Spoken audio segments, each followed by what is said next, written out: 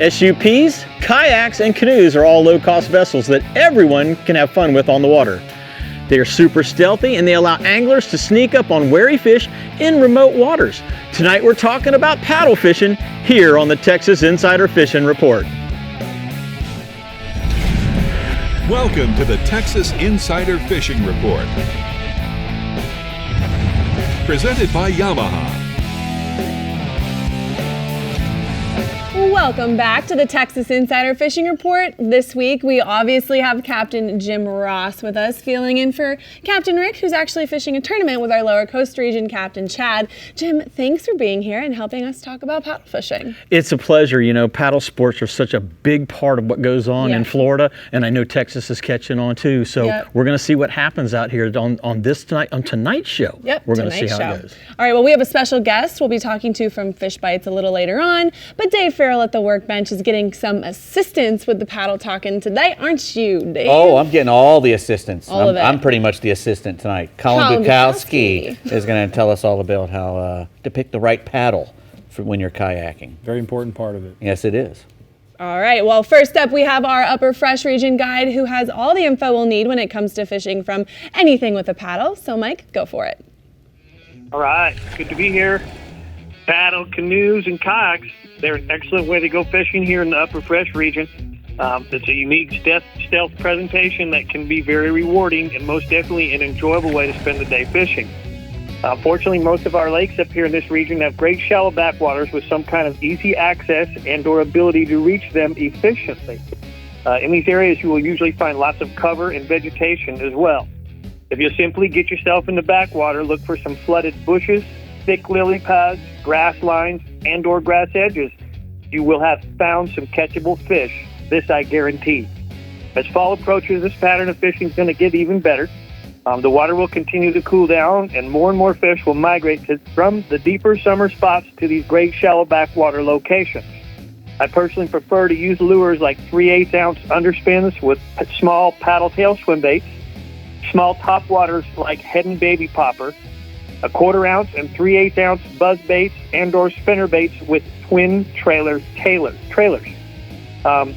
Another great way to catch a lot of these fish, believe it or not, is to use the Bass Assassin rigged weightless around the edges and in the pockets of the grass and vegetation. For this, I really like to use 16-pound fluorocarbon due to the big fish here. It's spooled on an Abu Garcia Revo Rocket bait casting reel. The fluorocarbon line is going to sink. It makes it very sensitive, and you're going to feel those lighter bites, which seem to be very common. I also prefer to use a very sensitive rod for this, like the Abu Garcia Veritas.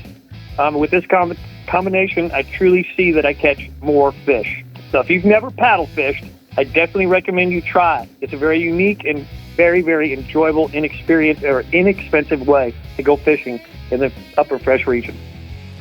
Let's tell you about the lakes now. We got a ton of water. We got 10 inches of rain. The lake came up 2 feet, so even better for paddle fishing. But Lake Fork now is at 39744. That's about 5 feet below full pool now. But it's basically getting a lot better. The navigation isn't as bad. It's still dangerous, so follow those safety buoy lines and really be careful because some of them do have stumps in them. But I highly recommend just use caution, idle when you don't know what you're doing. Launch ramps are being a little bit difficult to use, but again, the new water has changed that. And the fishing really is still good. The backwaters is where you want to be now with the new flooded water, top waters, Texas rig creature baits, Texas rig worms, buzz baits, spinner baits, those types of things in the very shallow water, mainly on main lake points, shallow reefs, and shellbed structures. Let's tell you about Lake Athens. Bass fishing on Lake Athens, water temperature is 88 degrees. The schooling bass are still morning and late. Top waters, tail spins, and small swim baits are working your best. Midday, hit the points, humps, and outside grass lines, jigs, and big Texas worms. One more bass lake for you, Lake Lavon. Top waters for the first half an hour, then switch to white chartreuse spinner baits and paddle tail swim baits as a trailer. Your Carolina rig, Texas rigs, crankbaits, once that sun's up, those are your best baits. Also, slow-rolling Alabama rigs over the brush piles can catch you some really surprisingly good fish. Moving on to crappie, bluegill, and sunfish, Lake Lavon. The crappie there are actually okay. The crappies really kind of hard to catch when the water drops to 70, 75 degrees. So you really want to wait till 10 o'clock in the morning. After 10 o'clock, get out there, fish the structure in 10 to 18 foot. They seem to be holding in the 10 to 14. Sunfish still great, 10 to 20 foot brush piles, earthworms, crickets, and bacon. Stripers. How about stripers? I really got some decent reports I do want to share with you. At Lake Tawakoni has been really good. The hybrid striper and white bass, they're really still suspended off the humps in 22 feet of water. The 2-ounce chartreuse MT pocket slabs slow rolled from the bottom are working best. Sand bass are also being caught on main lake points in 10 to 12 feet. But trolling crankbaits for the big stripers, trolling your swim baits, crankbaits in that open water is catching the giant stripers. And here are some great pictures that I just want you to see. Matt Cartwright's been crushing the big ones, and in this is happy customers with some really, really big fish. Oh, Matt. That smile's as big as that Awesome. fish. Tell us about the catfish. Let's go on to catfish real quick on Lake Lavon. 10 to 20 feet on ledges and flats. Cut bait, drum, and gizzard shads are going to be your best. Find the huge bait schools where it blacks out your fish finder. And basically those cats will be trailing and eating the main school of bait. Some of your bobber baits off the bottom is really, even no bobber can work. It's called a Santai rig. But the fish are feeding great right now. A lot of good catfish on Lavon. Well, that was a great report. Appreciate you leading us off this week. And I'm going to take your hot spots from the upper fresh region from here. Captain Mike says, Lake Tawakoni, the daily limit of hybrids and sand bass are being caught from the main lake structures. Giant stripers are being caught on the trolling swim baits in the open water in the South Basin and the dam areas. And largemouth bass fishing has been productive around lily pads and docks. And if you want to catch catfish, it remains excellent on the main lake points. And use those cut baits and shad. All right, the Fish Bites Upper Coast region is perfect for everyone planning on jumping in their kayak or canoe for a fish around the old block. So let's listen up to Captain Carl Weston and see what the weekend is looking like. Go for it, Carl. Well, hey guys, let's talk about paddle. It's a new way to fish. It's popular. It's really gaining traction here in the Upper Coast. These new kayaks, if you go in the store and take a look, they've got everything in these. They've got more than the power boats now. Built-in ice chest, live well compartments. You can put motors on them, trolling motors, dry boxes. You keep your phone in there. You can throw your fish bites in there. Not have to worry about the stink, or your ruined phone. It's an amazing plus. But now I've also fished canoes and kayaks in my life, and that style of fishing has always been a lot of fun. The great thing about the paddle fishing is how close you can get in there to the fish, stealthy, quiet. Now in the saltwater side, the negative may be how close you are to the fish that have a lot of teeth in their mouth, but just stay safe. The accessibility to most of our fisheries with a paddle boat is one of the best advantages to these anglers, and it's all ages. Also being able to fish from lighted docks at night, sneak in around these little coves where the fish are hidden. It's amazing some of the fish you'll catch that no one else has a chance at. And right now, I would say this day and age, maybe the lack of fuel costs might be the biggest plus for a lot of us. I mean, that $0 bill is awesome these days. It can save you, buy some new Penn reels and see how that goes. So not costly on upkeep either, guys. There's no storage fees. You don't have any financing usually with this. So anyways, just make sure when you're out there fishing, please be safe. These are a lot of fun, but they're a very low profile boat. So if you're in a larger boat, these are almost impossible to see sometimes at the edge of dark early in the morning. Please be careful. Maybe wear lighter clothes and your PFD always. We have a picture here today of Logan with a fish on his little paddle boat. Nice. Yeah, Nice Logan. dock light picture. Cool. Tell us about the flounder, Carl. Well, the flounder's coming up, and paddle boats, this is where it's going to be. Like we're saying, we're getting a lot of rain. It's going to flood these backwater areas down here in the marshes too. And these flatties are moving around the bayous on the points. And this is a great time to get out there and get after them. The water temp is starting to get a little cooler with the rain, the shorter days, and this is perfect for flounder. This is just what they want. So, as far as rigging up the Berkeley Gulp, in a 4-inch pearl, mullet is a perfect flounder bait. A good live option, live mullet, a small live mullet, 3 or 4 inches. We're doing a slip shot rig with a little 1/4 ounce just to get it down on the rock. And the rest of that's just history. Bounce your baits along the rocks for flounder around these poles and pylons and jetties. The fish are in there. When you get on a mess, mark your spot so you can get back to it. And we have a picture today of Mr. Ortega with a really nice flatful of flounder today. There you go. Cool. Neat picture. Going offshore, let's talk about Dorado. We're going to stick to it for 2 weeks in a row because the mahi has been the star of the Gulf in our area for at least 2 weeks, if not longer now. And that's fun for us because we usually don't get them this thick in the Gulf in our area. And they're running from the 80-foot depth out to, I was catching them at 1,300 foot the other day, deep drop, and they were swimming up to the boat saying, "Feed me," which was amazing. We had some first-timers on the boat. They got to hook into these fish for a couple hours and just made some great memories. It was a blast. We were just casting little spoons with a little squid on it. When we trolled a little bit, we bumped up around 8 knots, caught a little bigger fish, trolling the R&R mahi magnets. They especially seem to like the green color. So this week was topped last week. Also, I'd like to say it just keeps getting better. So if you like catching Dorado, please get out there right now. Knock it off your bucket list. I highly recommend getting out there right now. The Sirius FM fish mapping, XM, I can't talk today, sorry folks, took us exactly where we wanted to go the last 2 times out, to our current breaks, our weed lines. Trust me, this is what you want. No more wasting half your day running around killing fuel. You can find a spot, mark it. The next morning you go out and you're within a couple hundred yards usually, or a half a mile. It's easy to find. This makes it just amazing. And we have a picture here today of Mr. J. Hooks with his first Dorado. Hey, there you go. Have a man. Well, how is the tuna doing this week? Tuna. Guys, let's talk a little bit about tuna. Behind the shrimp boats, my favorite time of the year. This is fun. The blackfin come in and we get to go out on light tackle and drift behind the boats. Throw out a little bit of chum, like a free line, about 3 foot of diamond mamoy with about a 5/0 hook, with a little pinfish, a little live shad. You get right up to the boat, you throw some chum in and just drift off. Bonito usually come first. You have to, contend with the bonito for a little while, but if you get deeper, the blackfin will come up. You'll notice as you drift off that boat a little bit, the fish will get bigger, a little more constant.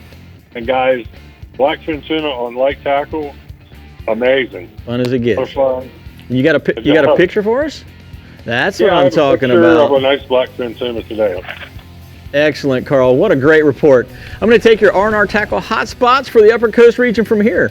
Captain Carl Weston says paddle boat fishing around the lighted docks for trout is red hot right now, just like in the picture you saw. And then offshore, trolling the current breaks for Dorado in the 200-foot depth range, dragging R&R tackle mahi magnets in that green color at 8 knots. And it's working, obviously. It's working All right, good. Coming up, the Star Tri-Middle Fresh region is getting yak attacked. Also, our friends from Fish Bites are here, and so is Dave Farrell for rigs and techniques at the workbench with his trusty, rusty Colin Bukowski. Yep.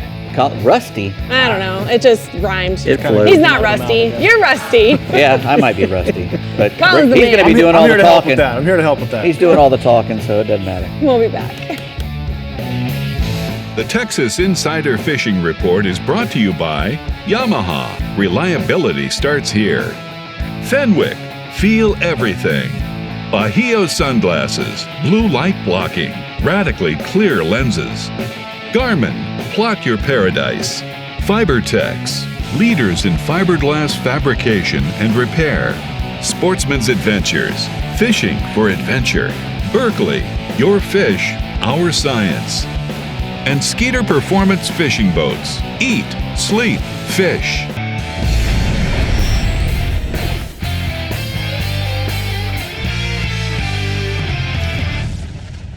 Well, we're here at Rigs and Techniques, and Colin here is the expert on kayaks, so he's going to come in here and tell us about how to pick a paddle. And I know a lot of the kayaks have pedals and stuff these days, but you still got to have a good paddle no matter what. Yeah, because the last thing you need is your pedals breaking down and you being out in the middle of the ocean or a big body of water and panic mode kicks in. So, exactly. You should always have an oar in a boat, always have a paddle on a kayak. It seems like a real simple topic that not a lot of people cover, but I really wanted to dial in on it because it's both an endurance thing and a safety thing at that point. So let's just jump right into it. So the first thing you want to consider when you're looking at what paddle to get for your kayak is, are you just getting into it and getting like a standard kayak that maybe isn't built for fishing, or are you going to go all in and get a heavy duty fishing kayak that's generally wider, carries more equipment, has rod holders and whatnot? So it's not one of those gliding kayaks. Right, not the leisure kind. So for the sake of it being a fishing show, we'll say you're going to get a fishing kayak, right? Right. So typically those are around 30 to over 30 inches wide. So right off the bat, that tells you that you need a lot longer of paddle. I could barely fit in there, I think. Because the last thing you need is you're out there paddling and your knuckles will be busting on the side of it if you don't get one that's long enough. Right. So that's the first thing you want to consider. And the second thing you want to consider is, a lot of the fishing kayaks nowadays have adjustable seating positions. You got the guys that really want stability, so they're going to sit nice and low in their kayak. Then you have guys that like to sight fish, whether it be for redfish or trout. They're going to be sitting in that upper seating position. So they're going to be higher. They're going to be higher up. So if you're a taller guy like myself and you're using that higher seating position, a longer paddle is going to help you there as well. So that's sitting down low, you can get away with using a smaller one. Yeah, you can get away with it. And the reason why we say that brings me to the third point is your height. I said I'm a taller guy. It's an endurance thing at that point. You don't want to be using your shoulders out there in the water and be paddling vertically like that. The whole point of it is you want to be able to have everything more straight out, so you're using your core. Because the last thing you need is to get in your kayak, paddle to your fishing spot, and you already be tired. Yeah. Because then you got to come back. Right. So that's my biggest fear. Getting out there and not being able to come back. Exactly. So the fourth thing, now that we get into the paddle itself, there's two different kinds of paddles you can get. These are both considered fixed length paddles, meaning it's one size that I purchased, this specific size at the store. But what you see a lot with paddle boards specifically is an adjustable one. Right. And the reason why that works for paddle boards is because you can be sitting, kneeling, sitting on a cooler, standing. So it's good to have a telescoping paddle. And when you're standing up, it's got to be really long. Yeah, especially if you're a tall fellow. Right. So the next thing after that is you want to consider the blade. Now, these both here are considered high-angle blade paddles. A big curve, right? No, the high angle means it's like less of a curve, actually, and just a little more beefier, because what that's meant for is pushing a lot of water, which is what you need for a fishing kayak because it's heavier. I mean, these things by themselves empty are like over 100 pounds now. And then you add all your gear and yourself, you really want to be able to push that water, and you could be fighting a current as well out there. Right. So you definitely want to consider a high-angle blade versus the other one, which is a low-angle blade, and that's more for the for a lake. Yeah, a lake, a leisure guy that's maybe not bringing a whole bunch of gear. He's bringing one or two rods and really just wants to spend all day searching for new fishing spots and maybe scouting new fishing spots. I gotcha. So if we want to go further into detail about how to pick the right... I think we got like 15 seconds. Got 15 seconds? All right.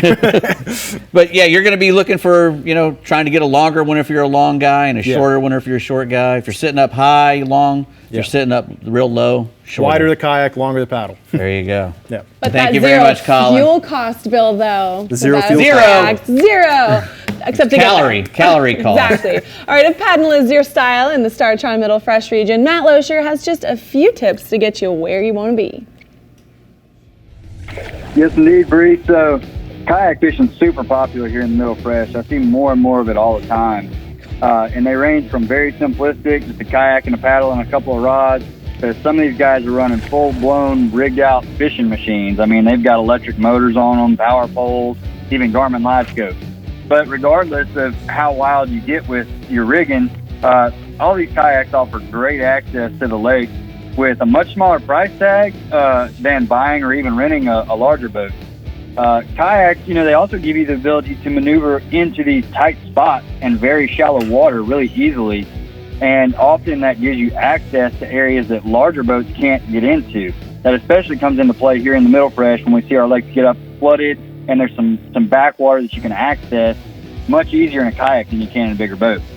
And the fact that they're so affordable is great, and you can even rent one if you just like to use it for the day. In fact, we have some for rent here at our own marina at Toledo Bend, here at Living the Dream Guide Service. And if you're interested in that, you can just look us up at ltd.fish or give us a call at 318-256-8991.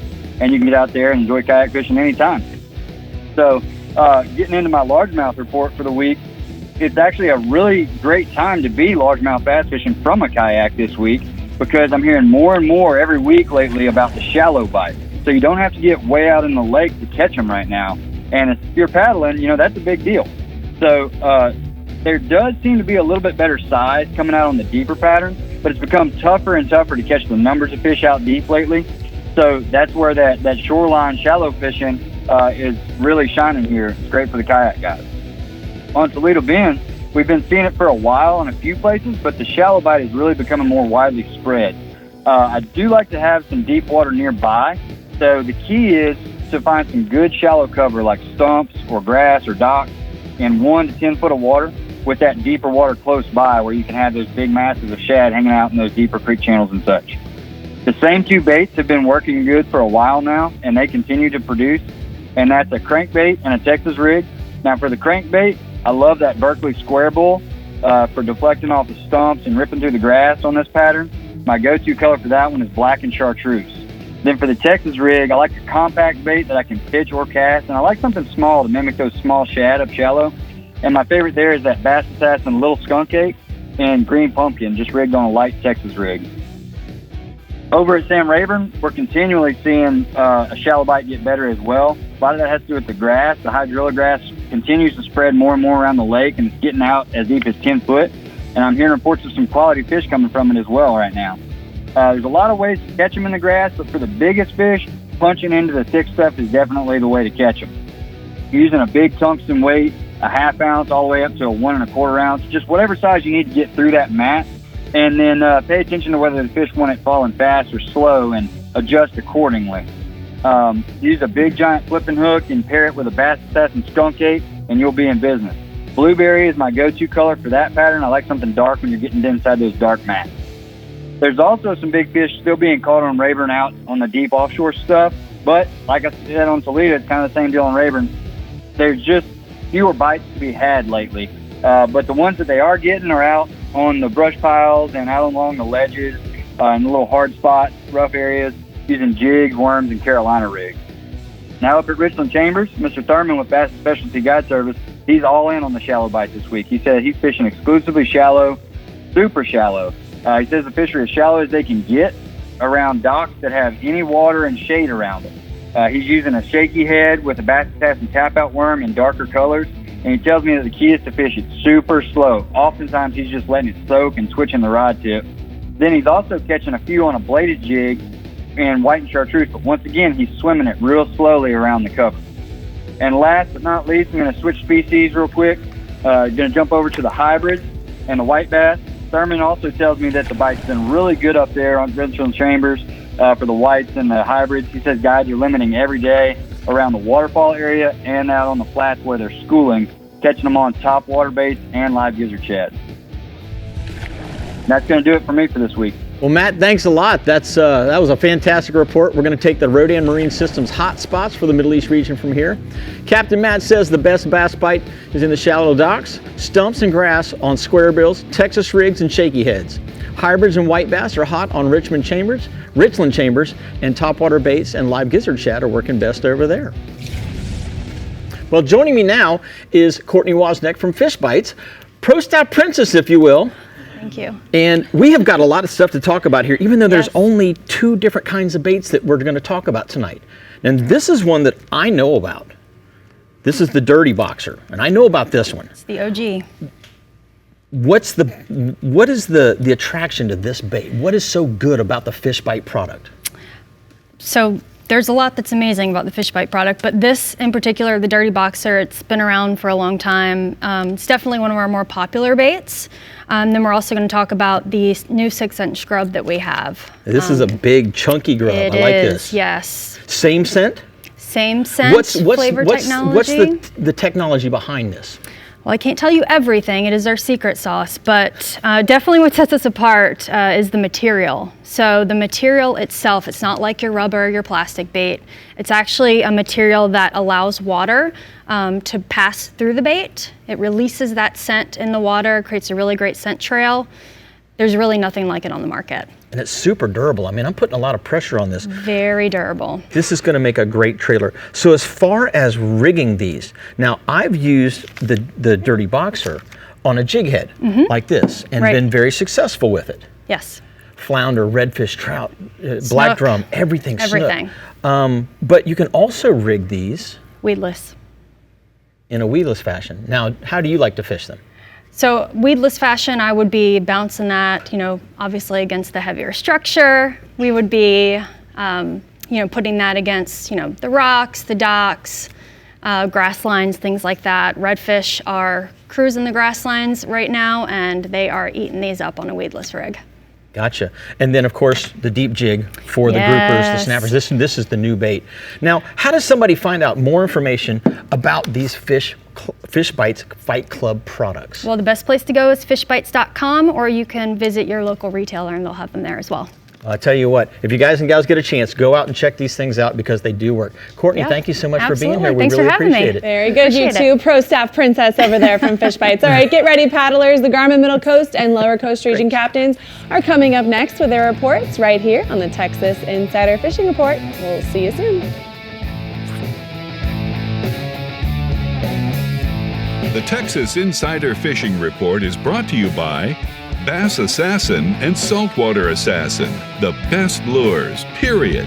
Island Lures, Tournament Tackle. Rodan, set it, forget it, catch more fish. Sirius XM Marine, weather, fish mapping, entertainment. Shallow Sport, Berkeley, your fish, our science. Murphy's Law Sport Fishing. Book your trip today at murphyslawsportfishing.com. And Penn, let the battle begin. Welcome back, gang. We're going to talk about the legend known as SKEETER Boat Company. They've been building bass boats for over 75 years. In fact, SKEETER built the first bass boat in 1948.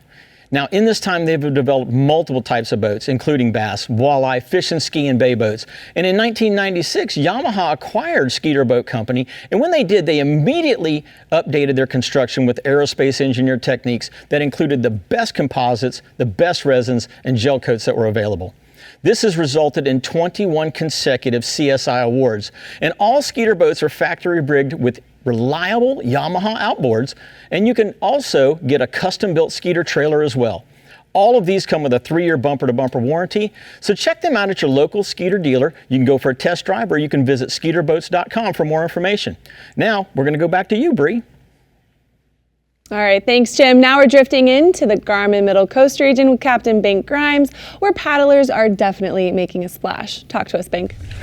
All right, I tell you, paddle sports, specifically kayaking and canoeing, have become more popular. There's nice back lake trails where paddlers go right behind my lodge. It allows those anglers to fish back waters at St. Mary's Slough and really get in waters that boats can't go. Many of those anglers use those efforts along the beach to paddle out their baits along the deeper sandbars, especially shark lingers. They'll take their cut baits past the breakers and set up shop on the beach for the big bite, and it's really the only way to do it. Man, just some large sharks being caught on our beach right now by those kayakers. It's an economical way to fish with fiberglass prices as high as they are right now. It's the only way to get some of the most remote places in our bays. You get on with a canoe or a kayak. We'll get to trout now. That north wind has been feeling really, really good, dropping temperatures and humidity, and it's given us our first glimpse of fall. Fish responded to on top waters and soft plastics, and some people reported birds working in the bays as well. Grassy banks along the north shoreline of East Bay are holding solid trout for waders on live bait top waters. And the upper end of West Matagorda Bays been consistent, trout to 5 pounds over shell. Up around Palacios, Shell Island, Coon Island, the Barge, Half Moon Reef are holding large schools of trout on Bass Assassins and Little Johns. And those low barometer and the storms building in the Gulf is usually our major recipe for big trout. And this week didn't disappoint. Numerous trout were caught and released to 7 pounds while working shell in East Matagorda Bay. And in Freeport, those back lakes and bayous around Bastrop and Chocolate Bay can continue to be good along the reefs. Live shrimp under a popping cork fish on the edge of those drop-offs have worked well. Rock Forks found trout on top waters around Super Flats and in Mesquite Bay. And a lot of fish have been around Mud Island and Trailer Island as well. Guy Lynn Smith said the high tides of Port O'Connor have scattered fish in the back lake. He said there's been a lot of small trout under birds in the back reaches of the bay. His best trout have come while fishing shell on top waters on the incoming tide. Waders working the flats adjacent to Pasquaville have found good fish on sheep ups and soft dines. Mirrors worked along the rocks the jetty have also produced. Redfish action improved this week. Bull redfish have begun their trek to the Gulf, and many have been found along the beachfront from Surfside to Port Aransas. All those jetties are players. Surfside and Freeport Jetty are holding lots of redfish on cracked blue crabs, mullet, and fresh table shrimp. The Port O'Connor Jetty is full of big reds in that 35 to 65 foot of water. Guide Michael Rolfe in Matagorda, he took advantage of the bigger tides this week and caught limits of bruiser redfish in West Matagorda Bay. He's been using live shrimp and chunks of mullet under corks. Waders in West Matagorda Bay have been finding redfish on the south shoreline on live shrimp and small topwaters. As always, this time of the year, those slot redfish are in bunches of 2 dozen or more. They're cruising those shorelines and just pushing shrimp in the grass. Guide Brett Sweeney said those schooling action has begun, and that's kind of a harbinger of our fall. It kind of when the teal starts showing up, when the hummingbirds start showing up, and when the redfish start schooling, we know that fall's near. There's a photo there. The bruiser redfish were caught in West Matagorda Bay there at the jetty, and it was quickly released for another day. Those elevated tides are pushing redfish in the back lakes, and they're also really a boon for black drum. Same places you're fishing for red, you're catching drums. Shell in Turtle Bay and Trespalashes are good on the incoming tide, and drum to over 20 inches have been found in the Middle East Matagorda Bay around Boiler Bow and Raymond Shoals. In spots like Shell Island, Twin Island, Crab Island, Oyster Lake, and Matagorda, traditional hot spots. We'll go offshore tarpon, Silver Kings in the 25 to 40 foot of water near Freeport and Matagorda. They've been working schools on the beach, fished to 90 pounds lately with occasional 150. Most of those anglers are drifting on live menhaden. Lure chunkers are throwing coon pops. And generally, this is the best time of the year for us for tarpon. So we're looking forward to it another all the way through September. And that's all for the Garmin Middle Coast region. We ask you to just keep practicing good sound judgment of our resource and please release more than you take. Isn't that the truth, Bink? Well, thanks for that report. Here are the mirror lure hot spots for the Middle Coast region. Captain Bink says the trout are good on the mid-bay reefs in East Matagorda Bay for waders tossing she dogs, mirror lure soft dines as well. And then redfish are good on West Matagorda Bay against the grass line on the north shoreline with mullet or shrimp. Preach, Bink. Preach. Exactly. Preach it. All right, one way or another, we're getting you on the fish in the Lower Coast region. So let's hear all of those ways with Captain Chad Kinney. You have my host this week, Chad. Yes, I do. We've been going offshore, inshore, and everything. Speaking about this weekend coming up, it's looking great for both. So any guys out there, definitely go hit the coast or wherever you're going to be fishing. It's going to be beautiful weather. First thing we'll be talking about this time in this segment here is the paddling, which is pretty neat because down here I've seen it offshore and inshore all over. So if you're using like a kayak or any other means of paddling, definitely make your way to fishing grounds there. You get a lot of options and access from the Lower Coast here. Like I said, mentioned, even if you're from the beach, we were out the other day. Matter of fact, Rick was with me, and we were fishing literally in like 40 feet of water, maybe a mile off the beach, tops, probably half a mile. And you can see a paddle and a kayak coming out there to find the structure around where you can fish for some red snapper, kingfish, also some sharks in there. So y'all be careful not to, where you're going to be going and what you're going to be doing. And there's other species that hit there, triggerfish, angelfish, spadefish, all that stuff. And then inshore, you can head out to plenty of places from Corpus all the way down to Padre Island. It's really great down here. You can head out near shore to the oyster reefs up around Corpus and stuff, Baffin and the rocks and everything else. Sunken Spoil Islands, fish for trout, redfish. The main thing is, guys, make sure you check your weather conditions, not just for the morning stuff, but you got to plan, what the winds are going to do. Main thing is your winds, not get worn out when you're going to be heading back for the day. Check your afternoon winds. If not, make sure you get back in there. But it's a great way to enjoy the outdoor, be really stealth about it. And good thing is, which I've seen a lot of guys here in Mansfield, they'll kayak out to like a long bar, anchor off, and they'll get out and wade fish. We got plenty of wade fishing out here, so they'll use that as a means of transportation, but it's a great way to do it. So moving over to the inshore fishing, Baffin Bay and the land cut are producing good numbers of trout and some redfish off the rocks there and also along the ICW 9 Mile Hole. Talking about trout fishing, I've talked to some guys in Baffin, O'Connor. rental boys, so they're doing really good up in there. They're also fishing Mansfield here in the land cup, but it's been really good. And then off the rocks there, like I said, along the ICW, live croakers working really, really well. Soft plastics like saltwater assassin sea shads working good. Your mirror lure top water work also really good up there, especially like in that 9-mile hole area and off the grass beds along the ICW. If you're fishing those drop-offs along the ICW, the soft plastics, then use like an 1/8 ounce Eagle Claw jig head. And the main thing is kind of catch it off the edge, 4, 5, 8 feet off there, but let it sink down there and then bump its way up along the grass beds. Those fish will be hiding there and they'll get them pounce on it right there. If you're hitting those top waters like mirror lure I was talking about, then hit the shallower areas right along the grass beds, pitch it up towards the bank, and work them up towards the drop-off, and that'd be a better way to get your bite going that way. Moving to offshore, state water snapper fishing. Lots of time this year, after federal gets kind of closed, the people get confused. But state waters is open. It'll be open hopefully all year here. It's been really good. And the kingfish bite, it's going, but it's been kind of scattered, but they're in that 40 to 90 foot of water along the lower coast here. So state water snapper fishing, like I said, it's open, 4 per person, 15-inch. And those fish are normally hanging right now from that 40 to 90 foot. Fresh bait's working really good on double rigs with the Eagle Claw 12 to 13-ounce circle hook. If you're jigging, now's the time to do it. Also, usually lighter currents and stuff. We got an Eagle Claw trocar jig, that sharp hook, 1 to 3 ounce with a fish bite attached to it. Here, you can definitely use your Garmin sonar to see if the fish are suspended or on the bottom.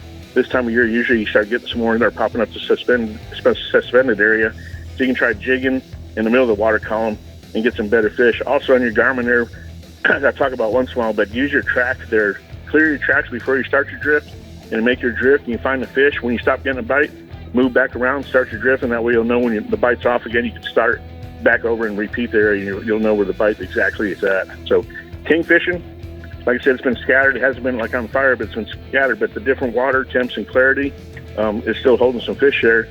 Try structure around the jetties, current changes, colors. Troll those mirror lure divers or your Berkeley. We use some Berkeley Magic swimmers here.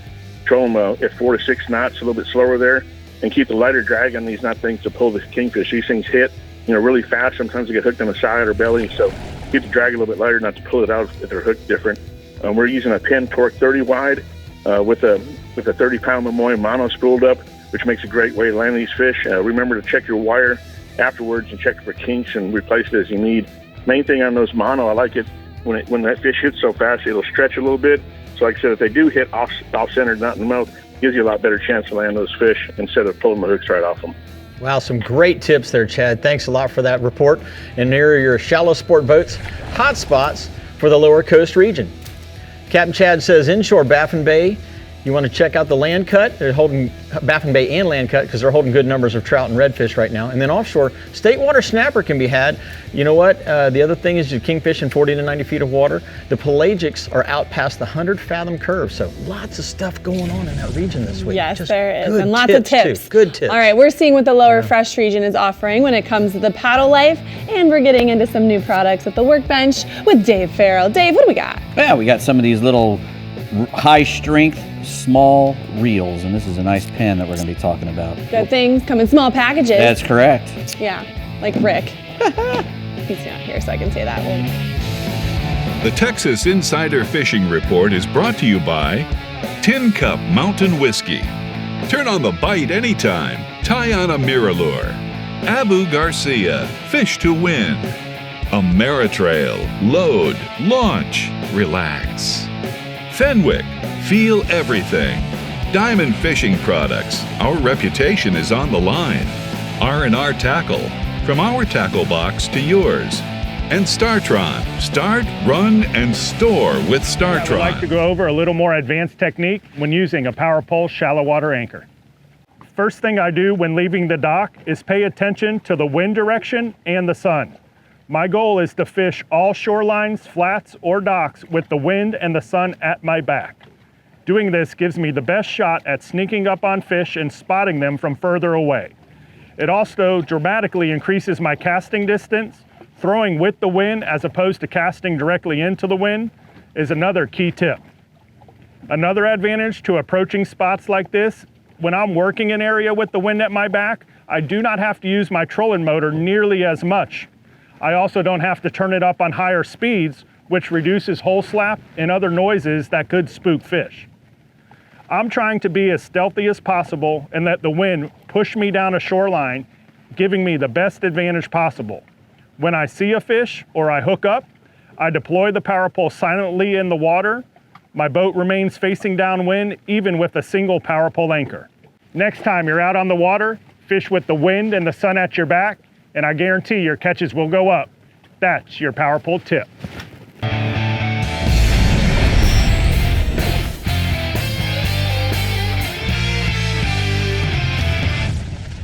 Well, we're at the new products rigging bench here, Dave, and Yes, we've got some cool stuff. Let's start off with talking with a rig. Yeah, we got the Eagle Claw speckled trout rig there. That's a great rig if you're fishing in a place where there's a lot of current. When the fish are deeper water, like in the wintertime, they get into cuts and canals and channels and whatnot, and this will get your bait down. It's pretty much just a big Carolina rig for catching speckled trout or redfish even. It's got fit 2 to a pack, 20-inch line, 20-inch leader there, 1 ounce trolling sinker, and a nice little swivel there to keep everything from spinning up on you in the current. Heck yeah, nice heavy mono, so they're not going to cut through it on the first or second fish. You can get multiple fish off of it. That's right. Go to eagleclaw.com to get you one of those. Next, we got some Berkley long reach pliers there. They're 11-inch long plier, really made to get down deep into a fish. Swallow something really good, or maybe you've caught a barracuda or a shark, or even a big alligator gar, something with a lot of teeth on it. Mm-hmm. You can use those 11-inch pliers to keep yourself a good distance away and still get your gear back. They have carbon steel jaws, corrosion-resistant coating on them. They got that really nice ergonomic handle. They got a little spring assist to them, so that you don't have to open them with your hand. They open up just enough to grab a hook or something. And nice adjustable lanyard on there. And you can go to berkeleyfishing.com to get even for bigger bass that have swallowed something. Yeah, I'm always having that problem getting stuff out of the throat of a fish. We got a new product from Startron too. Next we have the Fathom. Oh, I'm sorry, I skipped one. We got the Starbright double action concentrated Startron stabilizer. What this is a new product because now it has not only the stabilizer but the enzymes as well. And before they were never doing that. And that little bottle there, that concentrated bottle, treats up to 40 gallons. Nice. When they combine the corrosion resistant and the enzymes, it prevents moisture buildup. It protects all the internal metal components of the engine, and it'll protect an engine for 2 years. And the inside of your fuel tank, which a lot of people don't think about. Correct. Any gasoline fuel tank or any motor that runs on gasoline, you can put some of that stabilizer in there and it'll last up for 2 years. Like I said, it'll keep your fuel fresh. And then we've got a fun little reel. This looks like fun. Yeah, with a lot of things, you're getting bigger and bigger. Well, reels are getting smaller and smaller, and you can still pack a really good punch with some of these little tiny reels. This Fathom 2 lever drag single speed 15 has a full metal body and side plates, even a one-piece frame, and a really nice lever drag there. Stainless steel main pinion gear. You got to pull out to set your preset on it so it won't mess up on you. Duro drag washers.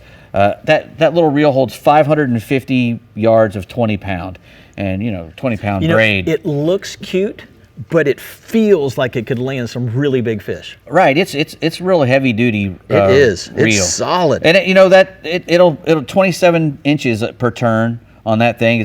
So if you're wanting to do some high-speed jigging or something like that, you can get away with doing that.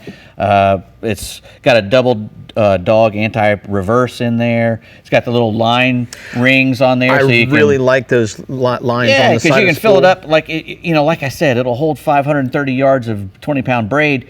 But you don't want to put 530 yards of braid on there. No. You could fill that thing up to the first line with some cheaper monofilament or some good monofilament, but it's always cheaper than braid. Always. And then top it off with the braid. And you can do it vice versa. You can put the mono with the braid on top if you like to fish braid, or you can fish braid underneath as a backing over the top of mono. Right, whichever one of those you want to try. Where do they find these at? Well, you can get one of those at pinreels.com. Oh, Great stuff tonight, Dave. Thanks for the tips here on the new products, and we're going to throw it back to Brie and see where we're going next. It looked cute? It looks cute. I love that. But small. It's cute with a backbone. Let's go. All right. It feels good. Feels Matt good. Reed in the Lower Fresh region has a tip for all of you kayakers and canoers that will keep you reeling them in all day. Looking cute. Tell us, Matt. Looking cute. You're the cute one, Brie. The rest of us, we're not. There's plenty of adventures out there waiting those who's willing to look into kayaking and canoe access areas. One of the great things to do is check out the rivers below your area, lakes, below the dams. A lot of them have access with a lot of fish in those areas. It's always better if you got some current running through the dam. That tends to activate the fish. There's a lot of different species in those areas. You're going to have largemouth bass, catfish, and a bunch of panfish. So there's a lot of opportunities there. Small crankbaits and plastic are the best options for the bass. Cut bait and dough bait will be the top deal for the catfish. Just grab your gear and hit the backwater for a ton of fun with your kayaks and canoes. Got a picture there of my buddy Joe in a kayak. He's got him a big old bass on. You can catch whatever out of one of those kayaks now. Go, Joe. All right, we're going to talk about the bass now. Mike Bates sent a report from Choke Canyon. He says the numbers and the size have been extremely good. 50 to 60 fish days have been very common. He's caught fish up to 9 pounds lately. Topwater bite's been good for the first 30 minutes of the morning. That will extend if you get clouds and wind, and they'll bite most of the day. Frogs, jaywalkers, and buzz baits are what has been working best for him. After that, moving baits are the tickets. Chatterbaits, spinnerbaits, square bills, and swim baits on the outside of that hydrilla. Anything looks like a threadfin shad has been working. When the sun gets high, he's been catching quite a few fish, punching the hydrilla. Most of those have been 2 to 3 pounders, though. Not many big ones doing that. Lake has received some water, which is great news for any of these South Texas lakes. Falcon has really continued to shine this week. We've been blessed to catch about 3 feet of much-needed water. The bass are related to rock, hard spots, and brush piles. Texas rig 10-inch worms and plum apple or plum have been the number one choice. Carolina rig flutes have also producing very well. I've caught several big fish lately on football jigs. Key depth continues to be that 12 to 20 foot range. Give me a shout if you want to come chase your Falcon special. Fayette County has been fair this week. Fish have been hanging above the thermocline in that 17 to 19 foot range. They're out on the main lake points and drop-offs in that, right above it in that 15, 18 foot zone. Carolina rigs drop shots, fished real slow with green pumpkin plastics has been best. There's also some fish biting the flutter spoon if you can, get them to fire up where you can catch several of them. Don't even bother with the shallow bite right now. Get on out after the deep ones. Got 2 bass pictures. Out my buddy Goose, we won from Falcon, and then there's one of my own there. Go Goose. Go Goose. Moving on down, talk about a little catfish. Ram Rez sent me a Falcon report on the catfish. With this incoming water, the catfish are biting extremely well. The keeper cats are coming in that 15 to 20 foot range, suspended in the trees using shrimp, stink bait, and chicken liver. The bigger catfish are being caught at night on the edges of the creek in that 10 to 15 foot range with fresh cut shad or cut carp. And he always catches a lot of big ones. Those catfish is there a thermocline that's affecting the catfish as well, or is it just the bass? Yeah, thermocline will affect any of them. You got an oxygen depletion range right there below that thermocline, so it does affect. And here right now we've got water that's actually running. Got water coming in a little. They're still releasing a little because they have to keep the river flowing. When you've got running water, that will dissolve that thermocline and keep it from setting up. So then your depth can vary a lot on those fish that are on the bottom. But it does affect the catfish as well if it's below a set up thermocline because there's not much oxygen down there. Look for that moving water is what you're saying. Yes, sir. Great report, Matt. Appreciate that. I'm going to take your Fiber Tech hot spots from here for the Lower Fresh region. Captain Matt Reed says Falcon Lake bass are biting extremely well on 10-inch rigged worms. Carolina rigs and football jigs are also working great. Come on down and take your shot. The big girls are chewing right now. There you go. Big girls. Rick would just be shaking his head right now because he's been wanting to get one of them big girls down there in Falcon for a while. He's been cursed with the little bass. He has. He has. Well, Jim, thank you for joining us today. It has been a pleasure. I love being here. Dave's, solid on the bench, and it's always fun learning from him. And I enjoy the rigs and techniques from Colin as well. Yeah. Learned a lot about paddles. Good show today. Good, solid show. Good show. And Rick is down with Chad in the Lower Coast region fishing a tournament. So good luck, man. Good luck to both of you. Miss you terribly. But we also want to say, there was some weather going on in Texas this week. Mike McFarland in the Upper Fresh Room was talking about Dallas, but it's kind of given some water to a lot of the lakes there, which we needed. So that's really great. But, glad everybody's safe. But the fishing's going to be great. A little less at a time. Yeah, right? A little less. Thanks for joining in. Jim, again, thanks for joining us. And we'll see y'all next week. Go catch them up. Grab those paddles.